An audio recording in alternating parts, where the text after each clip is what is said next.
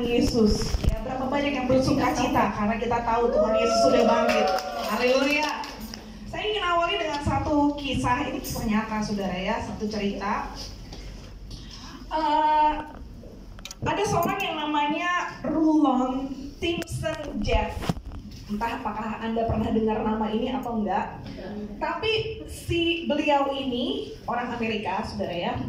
Dia ini adalah satu pemimpin dari satu aliran atau ajaran yang disebut ajarannya dia atau kelompoknya dia punya kayak satu agama lah gitu ya. Pakai nama Yesus saudara ya. Nama kelompoknya itu adalah Fundamentalist Church of Jesus Christ of Latter-day Saints atau yang sering disebut dengan FLDS Church. Church ya, kalau kita dengar church, pengertiannya nyambungnya apa? Gereja. Gereja kan? Gereja adalah perkumpulan orang-orang percaya, ya kan? Kepada Tuhan Yesus. Nama kelompoknya pun pakai nama Jesus Christ pula. Nah, yang saya mau ceritakan adalah begini.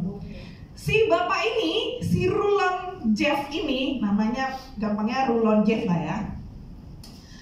Dia ini jadi leadernya. Dan untuk dia menjadi leadernya dari kelompok FLDS ini, dia ini ngomong sama pengikut-pengikutnya bahwa dia adalah the prophet. The prophet tuh artinya dia adalah nabi-nya Tuhan. Dan semua pengikut-pengikutnya dia percaya bahwa dia adalah seorang nabi yang diutus oleh Tuhan. Gitu. Nah, yang membedakan dia dengan orang-orang umum kebanyakan lainnya adalah dia ini dahsyat saudara ya. Dahsyatnya apa? Dahsyatnya dia itu punya istri mau menyaingi Salomo rupanya. Jadi dia punya istri hanya 65 orang. Di zaman now punya istri 65 orang dahsyat ya. Oke. Ini orangnya udah tua sekarang gitu ya. Udah innalillahi malah sekarang. Tapi ini pada zamannya dia memimpin itu tahun 80-an ya. Dia punya istri 65 dan yang dicatat ya, ini yang tercatat ya, istrinya 65, katanya anaknya 65 juga gitu. Dan dari 65 istrinya ini banyak di antara mereka tuh yang underage. Jadi ada yang baru umur 14 udah dinikahin sama dia. Gitu. Nah, cerita cepetnya aja.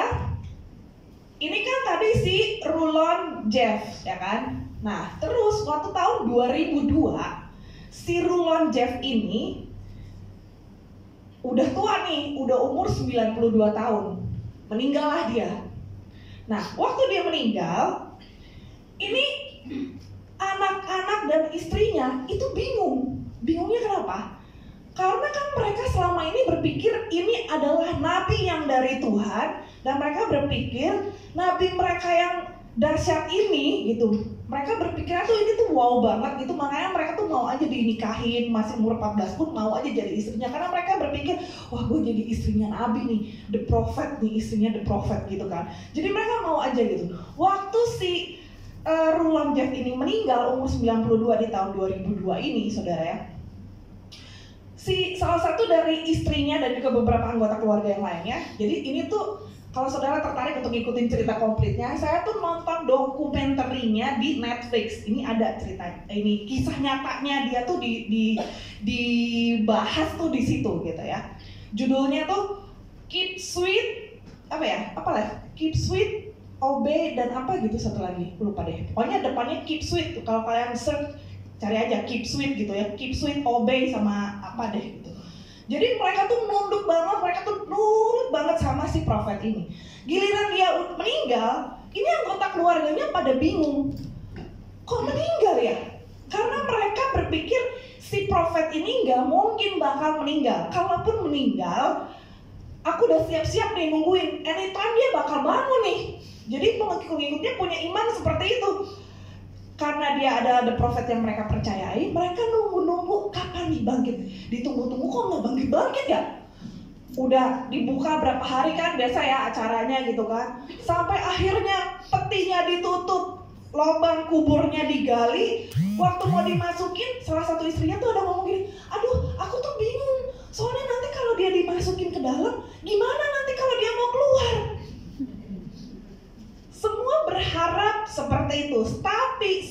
dengan pada akhirnya sampai akhirnya itu profet udah dikubur, sampai udah selesai acaranya, nggak ada terjadi apa-apa. Hari kedua, hari ketiga, siapa tahu seperti Tuhan Yesus hari ketiga bangkit, tok tok tok, tolong bukain pintu gitu, atau gimana gitu ya. Tapi ditunggu-tunggu kok nggak terjadi apa-apa. Dan itu membuat mereka pengikut-pengikutnya mulai ada yang bertanya-tanya. Jadi selama ini profet yang gue ikutin ini bener apa kagak ya? Gitu. Mulai ada yang bertanya-tanya. Tadinya semuanya kuai-kuai, semuanya keep sweet semuanya, karena mereka motonya emang gitu, pokoknya nurut aja, pokoknya ikut aja apa katanya si profet gitu. Nah, lalu kepemimpinan si LDS ini dilanjutkan sama anaknya, namanya Warren Jeff. Sama gokilnya sama babenya. Ya, punya istri banyak juga.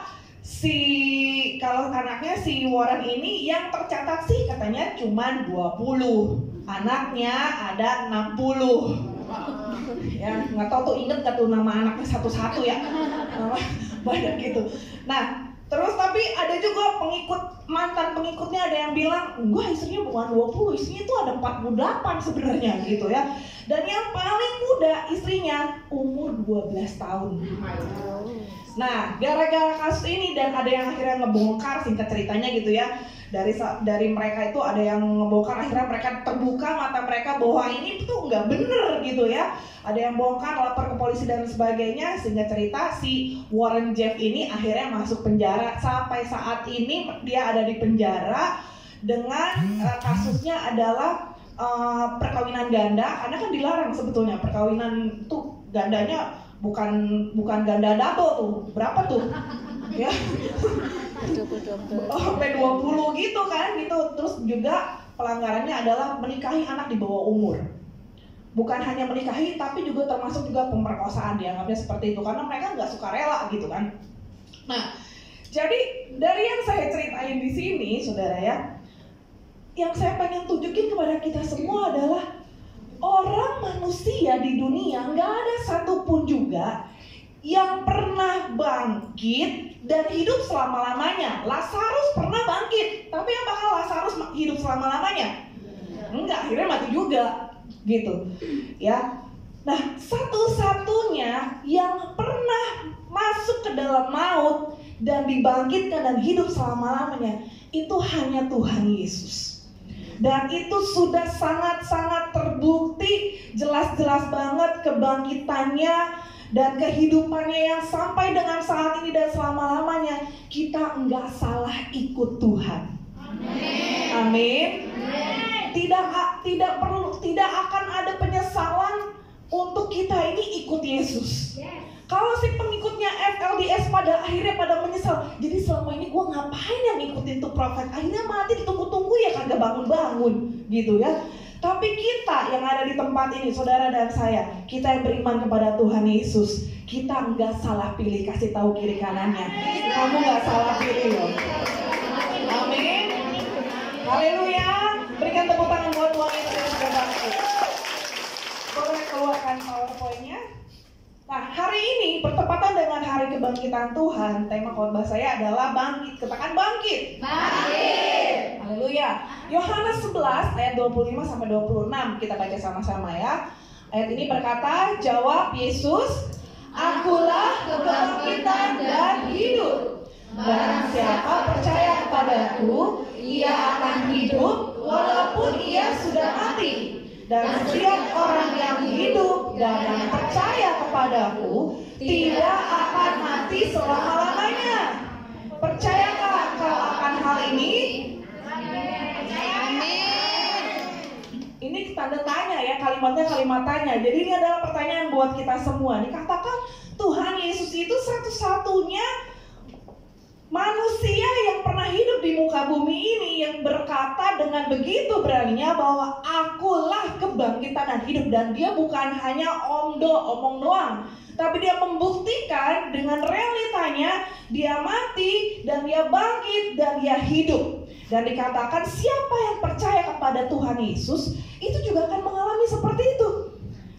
Mungkin secara fisik nanti kita akan mati secara tubuh kita, tapi secara roh kita dibangkitkan walaupun sudah mati. Ini janji Tuhan. Setiap orang yang hidup dan yang percaya kepadaku tidak akan mati selama-lamanya. Percayakah engkau akan hal ini? Amin. Percayakah engkau akan hal ini? Amin. Percayakah engkau akan hal ini? Amin.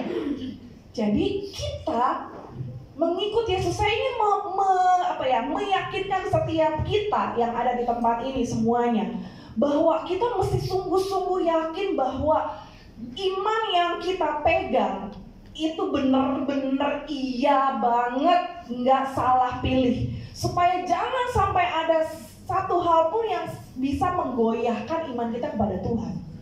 Hal-hal yang ada di luar semuanya sementara, tetapi yang kita bersama dengan Tuhan Yesus, kekekalan itu menjadi bagian kita. Amin. Nah, kalau seandainya, andai kata, apabila seumpama Tuhan Yesus nggak bangkit, firman Tuhan katakan ini saudara, 1 Korintus 15 ayat 14. Jika Yesus tidak bangkit, apa yang terjadi? Ada 3 hal. Yang pertama, kita baca sama-sama ya, 1 Korintus 15 ayat 14, 2, 3. Tetapi andai kata Kristus tidak dibangkitkan, maka sia-sialah pemberitaan kami dan sia-sialah juga kepercayaan kamu. Kalau sampai Tuhan Yesus nggak bangkit, kalau sampai benar apa yang dikatakan orang-orang yang ada di luar, kepercayaan yang ada di luar yang membelokkan katanya Tuhan Yesus itu nggak bangkit, itu tuh mayatnya dicuri aja sama orang, sama murid-muridnya, makanya kuburannya jadinya kosong. Seandainya itu benar, sia-sialah pemberitaan Injil. Dan tidak ada kuasa, tidak mungkin sampai dengan hari ini Injil itu masih terus diberitakan. Karena nasibnya ntar kayak si yang tadi tuh, yang nabi palsu itu tadi, ngaku-ngaku anget-anget pas lagi zaman itu doang, udah gitu lama-lama hilang. Ya walaupun sekarang masih ada tuh pengikutnya, ternyata masih ada katanya gitu ya. Ya tapi gak ada kuasanya. Begitu terbongkar, orang akan terbuka. Wah, ini gak benar ya. Tapi kita bersyukur karena Yesus yang kita sembah adalah Yesus yang sungguh-sungguh bangkit. Sehingga apa yang kita percaya tidak sia-sia. Haleluya. Yang kedua, apabila jika andai kata seumpamanya Tuhan Yesus tidak bangkit, yang terjadi yang kedua, 1 Korintus 15 ayat 17, 2, 3. Dan jika Kristus tidak dibangkitkan, maka sia-sialah kepercayaan kamu dan kamu masih hidup dalam dosamu. Kalau Tuhan Yesus nggak bangkit, kita nih percaya moyong. Orang sini bilangnya moyong, Hamai. Dan dikatakan kita akan tetap hidup di dalam dosa kita. Saudara, satu pertanyaan penting buat setiap kita. Siapa sih yang gak berdosa di tempat ini? Coba, ada yang berani angkat tangan? Gak usah banyak-banyak deh, gak usah sepanjang umur hidup kita. Sepanjang 1 minggu kemarin aja, ada gak yang gak berdosa? Ada nggak yang benar-benar hatinya tulus terus, wah murni terus, walaupun namanya murni ya? Sebelum ada Tuhan Yesus, patokan orang beragama itu adalah hukum Taurat. Oke, seandainya kita tadi kan sedang berandai-andai, jika Yesus nggak ada Yesus nih ya, seandainya nggak ada Yesus dan yang kita jadikan patokan adalah hukum Taurat, saya munculkan hukum Taurat di sini. 10 perintah Tuhan. Coba, mana yang kita bisa tik. Oke, saya nggak pernah ini, saya nggak pernah ini. Gak ada satu orang pun yang bisa lakukan itu. Satu poin aja yang kita ambil sekarang ya sebagai contoh. Katakanlah nomor 8, jangan mencuri. Siapa? Jujur li ya. Jujur li speaking. Siapa yang pernah mencuri? Oke, mungkin tidak mencuri barang, tapi benar mencuri waktu. Waktu bekerja kita pakai untuk para tidur. Waktunya bekerja, waktunya ke pasar kita pakai untuk belok ke tempat yang lain. Kalau udah ngomong bilang bilang dulu sama majikannya, saya sekalian tak kirim paket ya. Itu kan tidak mencuri. Tapi kalau diem-diem mengambil sesuatu, itu kan namanya Mencuri. orang yang suka mencuri namanya pencuri.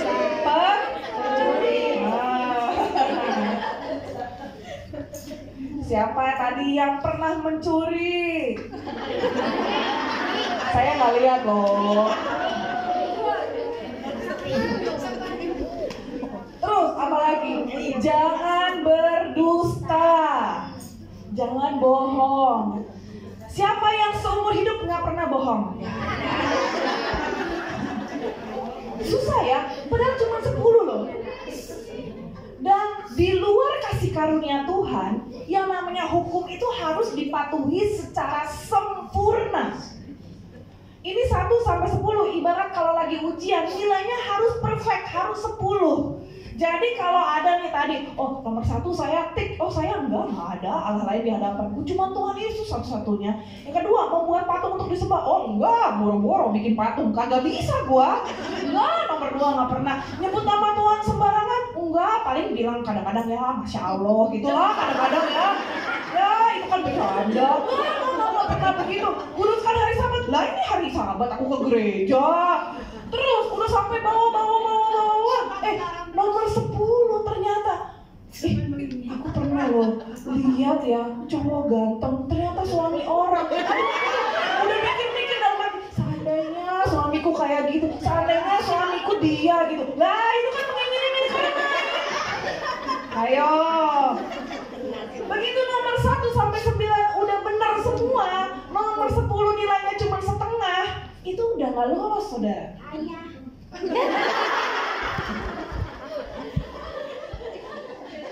Itu hukum Taurat. Di luar kasih karunia dalam Kristus, kita tidak akan pernah bisa mencapai keselamatan.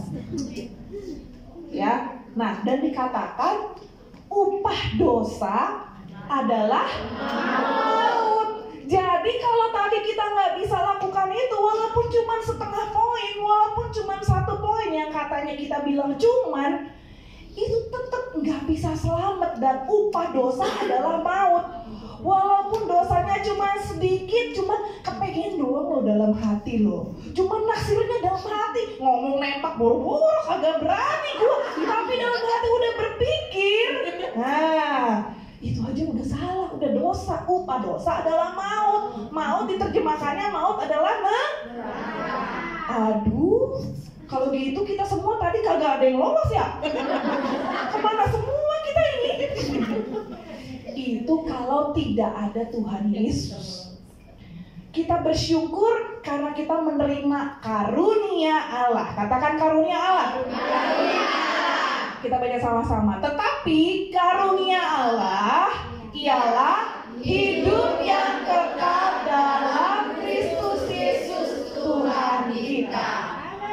Ibaratnya gini loh. Siapa yang bisa nyetir sepeda motor? Di Indonesia lah ya. Kita berandai-andai kita pulang kampung ya ke Indonesia ya. Siapa tadi yang bisa nyetir? Sepeda motor. Saya pernah bisa, tapi begitu udah bisa mobil, motornya nggak berani. Sekarang udah sampai Hong Kong, bukan nyetir, disetirin sama supir MTR kan. Jadi begitu pulang ke Indonesia mau nyetir lagi udah kagok, kayaknya udah nggak bisa gitu kan. Nah, seandainya kita nih, kalian-kalian yang tadi bisa nyetir itu di Indonesia, nyetirnya bisa. Tapi ternyata pas lagi nyetir nggak punya SIM. Kelamaan di Hong Kong, SIM-nya jadi simpanan. Disimpan kelamaan, udah kadaluarsa, nggak sadar nih. Nyetirlah di Indonesia, asik, jalan-jalan. Pas lagi ada pemeriksaan, kenalah tangkap sama polisi, kena tilang kan? Ya. Masuklah pengadilan, jangan nyogok kok. Jangan nyogok, itu mencuri ya. Mencuri, polisinya yang mencuri, kita mengizinkan polisi mencuri hak kita ya kan.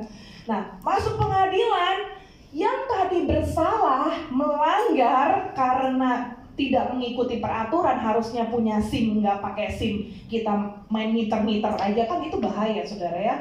Waktu masuk ke pengadilan, diadili di persidangan, Harusnya yang bersalah, kalau seandainya lah di sini saya pakai contoh Erina gitu ya. Erina nih di sidang, saya jadi judge ya, saya jadi hakimnya gitu kan. Ya Erina bersalah nyetir tanpa SIM gitu kan. Jadi dia harus didenda 2 juta rupiah. Tiba-tiba ada Rita datang, Mbak Erina, sini tak bayarin. Gitu, tak bayarin. Wah dia udah pusing kepala nih. Aduh 2 juta Rek, 2 juta dari mana, gak punya uang nih. Wah kalau gak punya uang masuk penjara nih aku. Kamu harus bayar fine-nya, dendanya sekian. Datanglah hero. Teng teng teng, Wonder Woman datang. Rita datang, Mbak tak bayarin. Kontan langsung 2 juta. Jebret, bayar ke hakimnya. Bayar, lunas. Lolos gak dia? Lolos. Karena kenapa? Ada yang membayarkan buat dia. Ya kan? Kita yang melanggar tadi tuh, yang mencuri waktu, yang bohong, yang ngintip tetangga tadi ya, yang ini itu, yang tadi udah melakukan pelanggaran itu, harusnya upah kita itu adalah maut. Tapi Tuhan Yesus datang bayarin dendanya buat kita. Haleluya. Tuhan Yesus udah enak-enak di surga, ngapain kotor-kotorin diri mau turun ke bawah segala. Tapi karena dia mengasihi kita, kayak seperti Rinta mengasihi Erina, nggak tega Erina dihukum nanti. Lagi kalau kasusnya ini dihukum cuma penjara mungkin cuma berapa bulan, masih lama. Kita kalau nggak ada yang bayarin denda dosa kita itu matinya kekal loh selama-lamanya guys. Tuhan gak rela manusia masuk ke dalam kekekalan selama-lamanya. Karena itu Tuhan Yesus turun. Tuhan Yesus datang untuk membayar upah yang harusnya kita terima. Tuhan Yesus datang untuk itu. Makanya 2 hari yang lalu, hari Jumat, kita mengingat pengorbanan Tuhan Yesus. Dia itu mati bukan mati enak, saudara. Kalau mati, ini misalkan ada yang mikir ya, kalau bunuh diri yang enak ngapain ya? Oh lompatnya dari atas, belum tentu mati loh. Kalau nggak pasti langsung masuk mati, itu malah lebih menderita kan. Mendingan kalau mau mati tuh mendingan matinya langsung jebret gitu kan. Tapi kan nggak ada yang tahu juga bakalan mati apa enggak.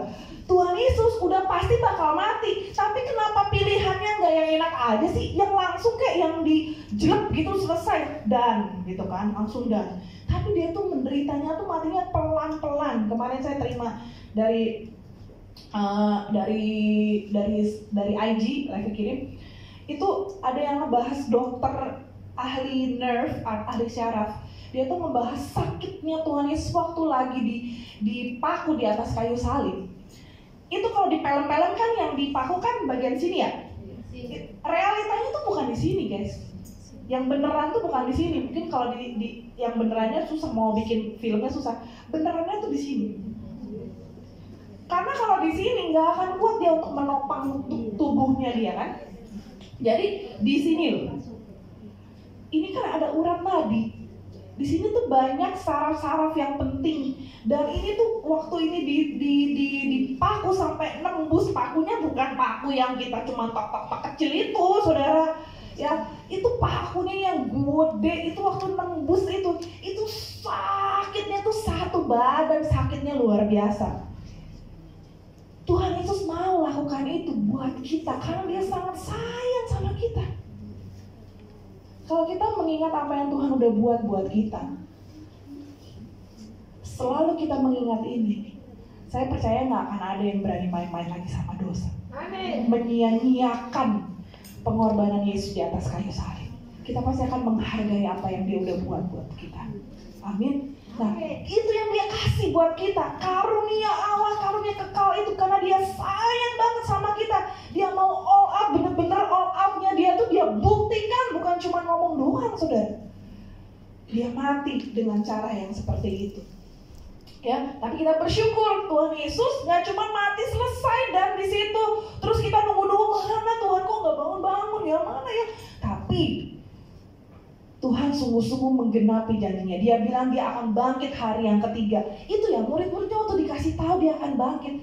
Mereka tuh waktu lagi dikasih tahu intro-intro di depan-depan sebelum Tuhan Yesus menderita itu nggak ada yang dong, bingung nggak? Gak ada yang ngerti karena kenapa? Nggak masuk di dalam logik mereka, abis mati bisa bangkit lagi hari yang ketiga. Padahal udah Tuhan tunjukin kebangkitan itu adalah mungkin. Lazarus aja pernah aku bangkitin, apalagi aku. Masa Tuhan gak bisa bangkitin aku? Tuhan tuh sudah ngomong, kasih intro. Tapi tuh loh, manusia memang kalau masih belum dibuka pintu pengertiannya, masih ada selaput yang menutupi, gak nembus-nembus. Makanya kita mengertilah, kalau kita nginjilin orang, tuh orang gak bertobat-tobat, ya masih ada selaput yang menutupi, ya begitulah. Murid-murid Tuhan Yesus sendiri, orang-orang yang dekat sama Tuhan Yesus sendiri, dikasih tahu, dikasih intro, aku akan bangkit nanti hari yang ketiga. Mereka tuh sampai waktu Tuhan Yesus udah bangkit aja, mereka masih bingung. Aduh, kemana ya? Kok kosong kuburannya? Sampai Tuhan Yesus udah muncul di depan mereka benar-benar, baru mereka, oh iya Tuhan Yesus pernah ngomong ya. Kenapa waktu itu gua nggak ngeh gitu, ya kan? Tapi kita sekarang semuanya kita tahu bahwa Yesus sudah bangkit. Katakan amin. Haleluya. Yang ketiga, kalau seandainya jikalau ada kata seumpama Tuhan Yesus tidak bangkit, yang ketiga 1 Korintus 15 ayat yang ke kayaknya tadi berapa? Tadi dia 17 ya? Ya mungkin aku salah. Benar ya? Iya. Oke, baca sama-sama. Jikalau kita hanya dalam hidup ini saja menaruh pengharapan pada Kristus, maka kita adalah orang-orang yang paling malang dari segala manusia. Paling malang, bukan paling Banyuwangi ya. Kalau Tuhan Yesus nggak bangkit, kita ini semuanya kasihan deh lu, gitu kan. Paling malang. Tapi kita bersyukur, kita percaya bahwa Yesus sudah bangkit dan kita tahu Yesus sudah bangkit. Sehingga kita bukan lagi orang-orang yang paling malang, tetapi kita yang paling beruntung di muka bumi ini. Amin. Haleluya. Nah, oke, sekarang berikutnya. Karena Yesus sudah bangkit, katakan kiri kanannya, kamu juga harus bangkit. Amin. Kita semua juga harus bangkit. Haleluya. Nah, perhatikan baik-baik dari kata bangkit ini. Tuhan kasih hikmat untuk menjabarkan dengan cara seperti ini. Waktu Tuhan Yesus sudah bangkit, apa yang terjadi dengan kebangkitan Yesus? Ya, yang pertama B. Nah, ya, kita akan lihat nanti sampai T ya. Dengan Yesus bangkit, yang pertama, berkat keselamatan itu terjamin buat kita. Ya, ini gampang nanti ingatnya ya. Bangkit. B. Berkat keselamatan terjamin. Buat siapa? Buat kita, buat saudara dan saya. Kalau nggak bangkit ya konyol. Jadinya tuh kan kayak yang tadi tuh. Tapi dengan kebangkitan Tuhan Yesus, keselamatan itu menjadi bagian kita. Amen. Hidup kekal menjadi bagian kita. Amen. Nah, lalu yang kedua. Dengan Yesus bangkit, sebab Dia hidup. Ya kan kita sering nyanyi ya. Ada hari esok. Udah apa kan? Udah. Udah. Tapi saudara ingat ya kata-katanya. Sebab Dia hidup, ku tak gentar, karena ku tahu Dia pegang hari esok. Hidup jadi berarti sebab Yesus hidup. Dengan kebangkitan Yesus, Yesus hidup selama-lamanya. Kita tuh punya pengharapan di dalam Tuhan. Ya, ada pengharapan di dalam Tuhan Yesus. Ada karena ada kebangkitan. Namanya ada kebangkitan tuh berarti yang ditakutin orang selama ini adalah kematian. Orang tuh banyak takut mati. Karena kenapa? Takutnya mati nanti terus yang terjadi apa ya kalau kita mati ya? Nah itu kalau nggak dalam Tuhan, mati itu menjadi hal yang menakutkan. Tetapi karena kita percaya kebangkitan, kita mati nggak mati selama-lamanya. Kita hidup pun kita punya jaminan akan hari esok. Haleluya. Nah, N, katakan nothing is impossible. Nah ya kan, dengan kebangkitan Yesus yang hidup, mujizat demi mujizat, perkara yang katanya orang itu nggak mungkin, itu menjadi hal yang mungkin. Tidak ada yang mustahil buat Tuhan. Amin. Dikatakan apa yang Tuhan Yesus lakukan pada zaman Tuhan Yesus hidup dulu, karena sekarang Tuhan Yesus masih tetap hidup. Artinya mujizat-mujizat seperti orang lumpuh berjalan, orang buta melihat, bahkan orang mati dibangkitkan, ya, yang berbeban berat itu dilepaskan, itu tuh sangat-sangat mungkin, sangat-sangat masih terjadi sampai dengan hari ini. Haleluya. Berikutnya G. Nah, dengan kebangkitan Yesus yang hidup, dia tuh masih terus bekerja sampai dengan hari ini. Dan Paniko katakan di khotbahnya kemarin juga hari Jumat, dengan kebangkitan Yesus, dengan Yesus yang hidup, hari-hari ini memang sedang terjadi. Generasi Yeremia itu sedang dibangkitkan. Anak-anak muda itu Tuhan bangkitkan, Tuhan munculkan. Dan saya coba perhatikan saudara ya, saya tuh penasaran jadinya. Emang waktu dulu murid-murid Tuhan Yesus, waktu Tuhan Yesus panggil untuk mulai melayani Tuhan, itu mereka tuh umur berapa sih? Mereka termasuk generasi Yeremia nggak ya? Aku tuh kadang suka iseng kayak gitu loh, maksudnya mikirnya suka jadi nyangkutin ke sono. Terus saya coba cari gitu ya, saya coba cari murid-murid Tuhan Yesus tuh umur berapa waktu lagi dipanggil sama Tuhan untuk melayani bersama-sama. Tuhan Yesus pada waktu mulai melayani umur berapa? 30. Tuhan Yesus umur 30. Nah, ternyata ini menurut pencarian search saya, ya, umur murid-murid saat dipanggil itu berkisar 15 sampai 29 tahun. Masih muda ya? Generasi Yeremia bukan? Generasi Yeremia. Sekarang yang generasi Yeremia 15 sampai 29 ada nggak di sini? Lo kok ketawa sih? Ada, ya. Tapi kan kita walaupun kepala 4-5 ke atas, kita kan generasi Yeremia juga dong. Oh, generasi Yeremia ya? Ya, artinya di sini saudara, hari-hari ini lebih lagi ya saudara ya, dengan kebangkitan Tuhan Yesus, dia tuh mau memanggil setiap orang yang mau percaya kepada Tuhan Yesus untuk melayani Tuhan secara all out. Murid-murid Tuhan Yesus mulai dari, kenapa dikatakan mulai dari 15, dan dikatakan yang paling muda, sepertinya pada waktu itu yang paling muda itu adalah Yohanes. Karena Yohanes itu waktu dibuang ke Pulau Patmos, itu kan udah kalau dia umur 15 aja pada waktu itu di Pulau Patmos itu kira-kira dia umur 80-an. Gitu, ya. Nah, jadi hari-hari ini Tuhan mau pakai benar-benar seperti yang kita proklamirkan setiap hari Minggu, kita perkatakan Pentakosta ketiga, generasi Yeremia. Tuhan akan bangkitkan anak-anak muda yang melayani Tuhan dengan cinta Tuhan mati-matian. Dan ini juga yang terjadi di Esbury beberapa waktu yang lalu. Sekarang udah April ya, waktu bulan awal Februari yang kemarin.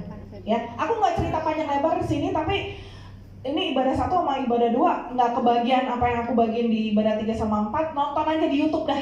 Ya, cari di YouTube-nya GBI judulnya Revival. Ya, khotbah saya bulan lalu, ya. Nah, lihat di situ. Nanti kalau keburu waktunya aku puterin videonya aja ntar ya. Oke, jadi ini yang G, generasi Yeremia dibangkitkan. Yang generasi Yeremia di tempat ini katakan amin. Amin. Nah, terjadi sesuai dengan imanmu ya.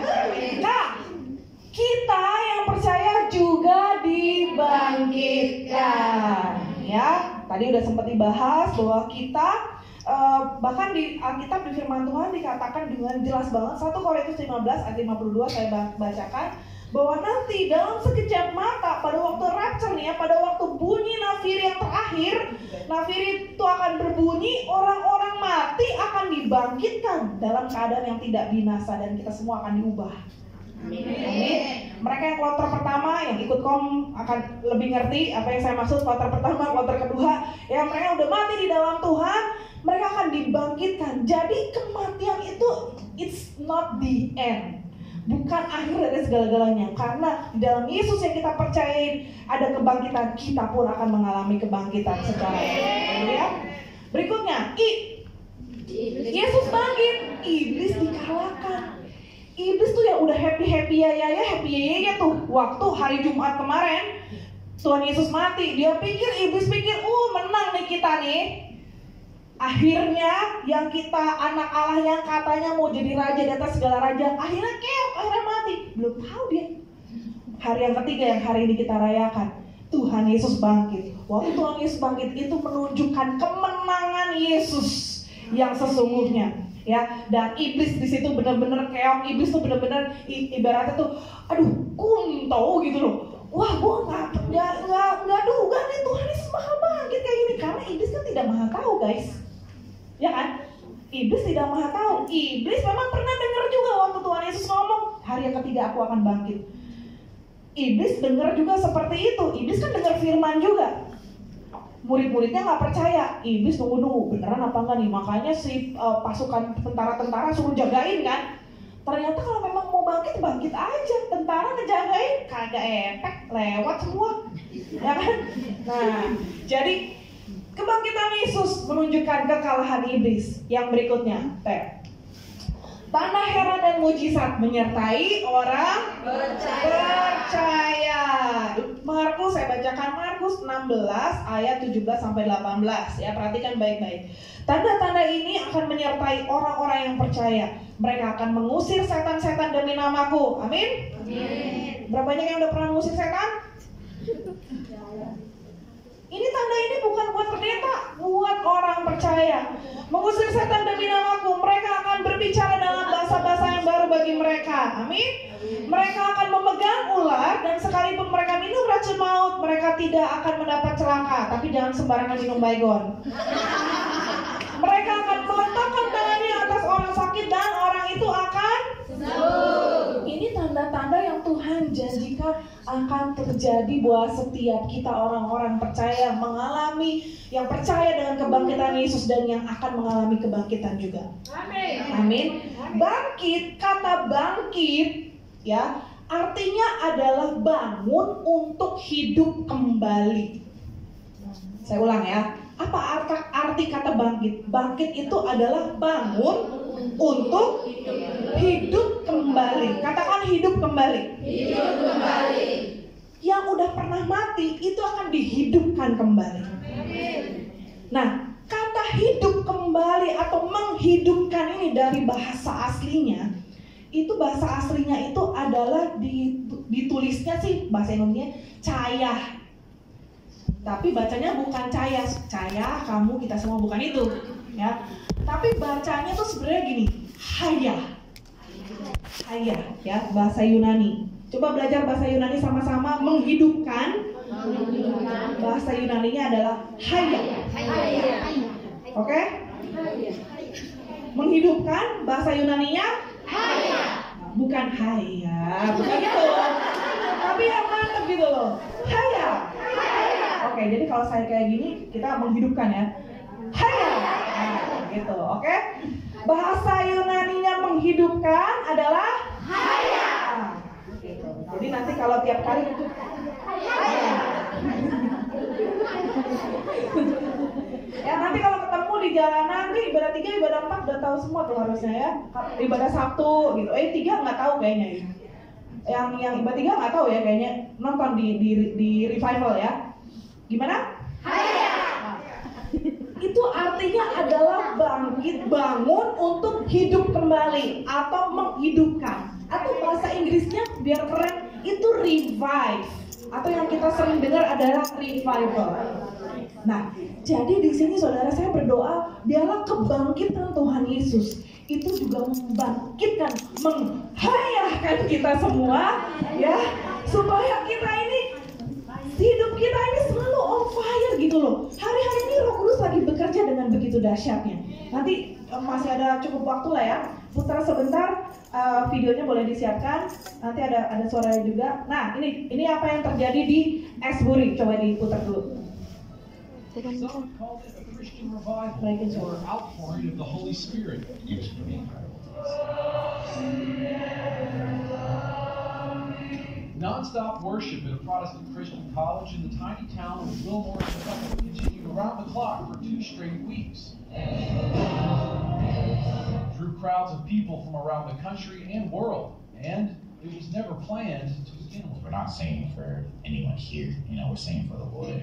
They were leading music at the chapel service on the morning of February 8th, and were finishing with a song. Next thing we knew, it was like people just kept staying. And students who had left started coming back. And they would stay there for like 6 hours. You just wanted something more, that you just had to be there. They sought God's mercy and found healing from different wounds. Senior Kyla Rowell said she had been struggling with feelings of abandonment in some of her relationships. She was praying about that in the huge chapel when a friend she had never shared it with before came over providing consoling words. Like, hey, I feel like you're struggling with this, and I just want you to know, like, you are loved, like, we see you, and, like, God has not abandoned you in this. Praying for one another and raising their voices to God. It was really strange to be in an environment where everybody was talking to him all at once. But at the same time, in that moment, I still felt like it was just me and him talking. I could just like feel like the presence of the Holy Spirit, and there was just like no part of me wanted to leave. What began to unfold was captured on social media, gathered more attention, inspired similar events around the country, and continued bringing people to Wilmore. This town was insane for the past 2 weeks. And even though the campus was returned to normal a week ago, people are still showing up. My life will never be the same from this experience. For those who were inside Hughes Auditorium, the experience was authentic, I felt like the Lord was giving me a lot of consolations. including for Catholic priest Father Norman Fisher, who went to check it out after Mass one. Inside, a Catholic student asked him for confession. Father Fisher felt the whole room was filled with the Holy Spirit, and he said what happened at Asbury University comes at a time when the Catholic Church in the U.S. has called for Eucharistic revival. We're in a revival too. And I think it's important I think we're cross-pollinating here, where God's love is coming through the body of believers, but also in the sacramental life of the church. Father Fisher is the chaplain at Lexington Catholic High School, and after the experience at Asbury, Father Fisher says he is reinvigorated to bring others to Christ. I'm hungry for them to come back home and get fed. You are everything, and I will adore you. Myers, EWTN News in depth. Apa yang terjadi di Asbury Revival itu terjadinya full 2 minggu berturut-turut. Setiap hari ada orang-orang, anak-anak muda yang mereka haus dan lapar untuk cari Tuhan. Mereka datang ke tempat itu, ruangan udah gak muat sampai mereka tadi kita lihat di halamannya seperti itu. Dan di Wikipedia saudara bisa lihat di situ dicatat bahwa setiap hari yang datang ke tempat itu 15.000 orang, dan selama 2 minggu dari